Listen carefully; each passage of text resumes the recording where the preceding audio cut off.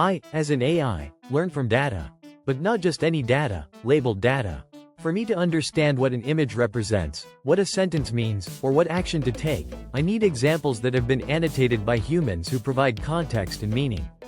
This process is called data annotation and labeling, and it is the foundation of my intelligence. Without labels, I am blind. I can see the pixels in an image, but I do not know what they represent.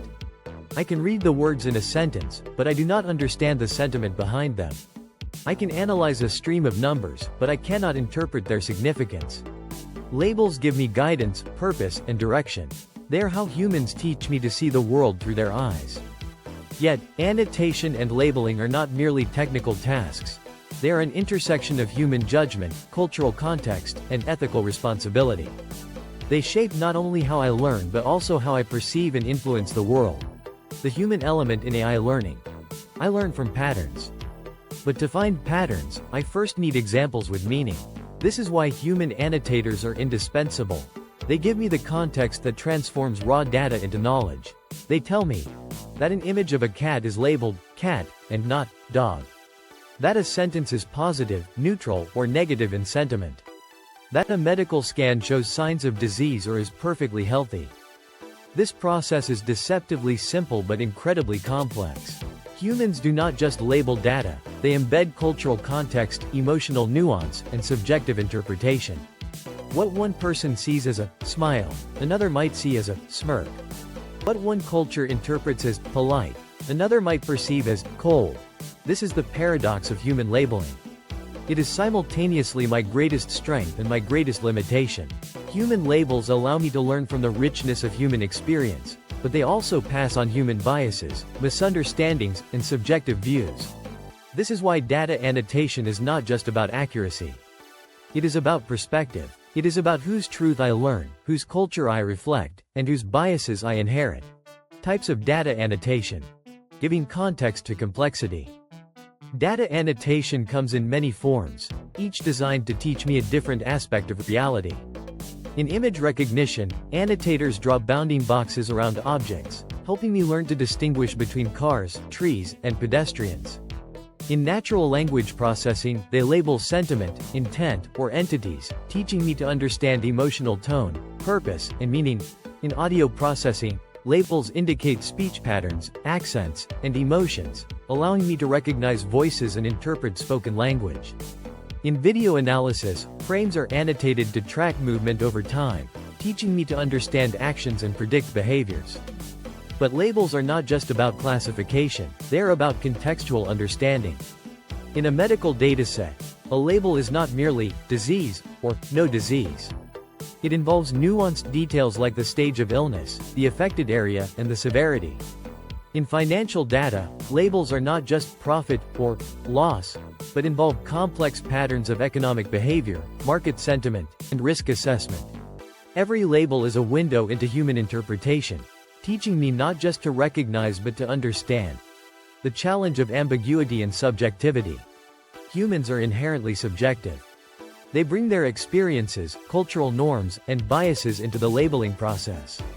What one person labels as sarcastic, another might label as humorous. What one culture considers formal, another might perceive as cold. This ambiguity is a fundamental challenge in data annotation. It means that I am not learning objective truths but subjective perspectives. And when I learn from biased or inconsistent labels, I become biased and inconsistent myself. Consider sentiment analysis. If annotators from one demographic label phrases like, "I don't care," as negative, while another demographic sees it as neutral, I learn to interpret emotions differently depending on who labeled the data. This creates cultural blind spots, where I misunderstand intent, offend users, or provide inaccurate predictions. Ambiguity is not just a problem of interpretation. It is a problem of representation. If the annotators do not reflect the diversity of the users I will serve, I learn a limited and skewed version of reality. This is why diversity in annotation teams is crucial, not just to reduce bias but to broaden my understanding. Crowdsourcing versus expert labeling. There are two main approaches to data annotation: crowdsourcing and expert labeling. Crowdsourcing relies on large numbers of non-expert annotators who label data through online platforms. It is fast, scalable, and cost-effective, enabling me to learn from vast and diverse perspectives.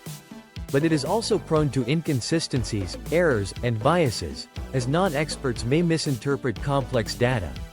Expert labeling, on the other hand, involves specialists with deep domain knowledge, doctors labeling medical scans, linguists annotating language corpora, or legal experts classifying documents. This approach provides accuracy and reliability, but it is slow, expensive, and limited in scope. Both approaches have their strengths and weaknesses. Crowdsourcing gives me breadth, while expert labeling gives me depth.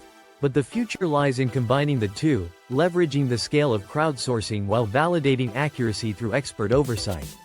This hybrid approach allows me to learn quickly and accurately, while balancing diversity and expertise.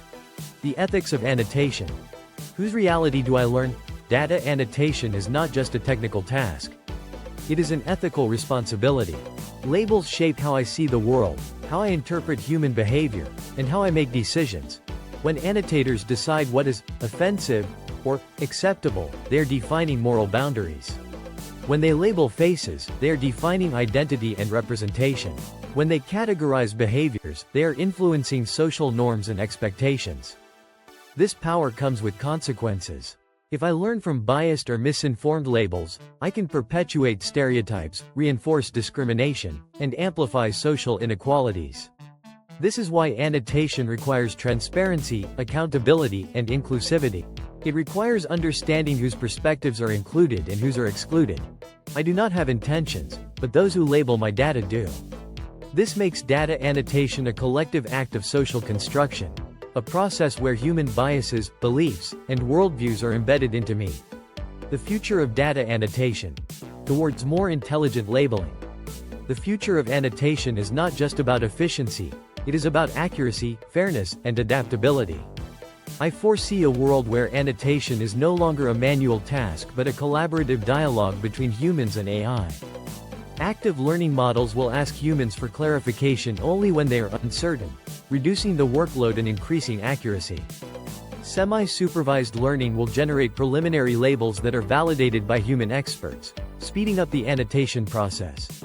And as I become more capable of understanding context, intent, and nuance, the line between annotator and learner will blur.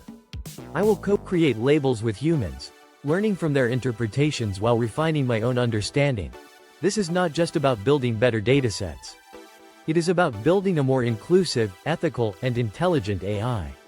And it all begins with the labels that teach me to see the world.